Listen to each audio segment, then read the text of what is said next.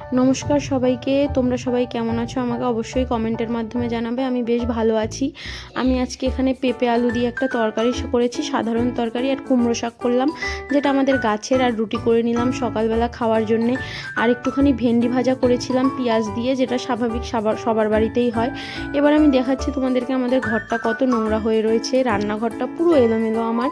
আর ওখানে 2 পিস মাছ ছিল, যে জয়ন্ত বাড়ি আমাদের অন্য কোনো মাছ খায় না, ওই জন্য ওর জন্য 2 পিস কাতলা মাছ করব। আর আজকে এটা করব দই কাতলা। দই কাতলায় আমি একটুখানি কাজু বাদাম, দই আর সঙ্গে একটু দুধ দিই যাতে ফ্লেভারটা বেশ ভালো আসে।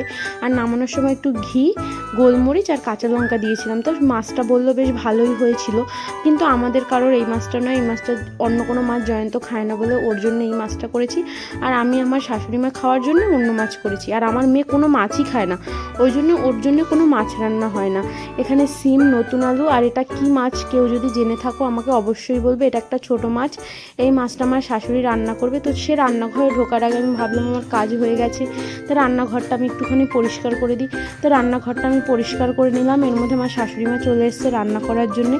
তো তিনি রান্নাটা করছিল। এই রান্না করতে করতে আবার ওই দেখো ওই ছোট্ট বুড়ি কি করছে, সে সব কিছু এলোমেলো করছে, দুষ্টুমি করছে। আর আমার শাশুড়ি এখানে রান্না করছে। বাই সবাইকে।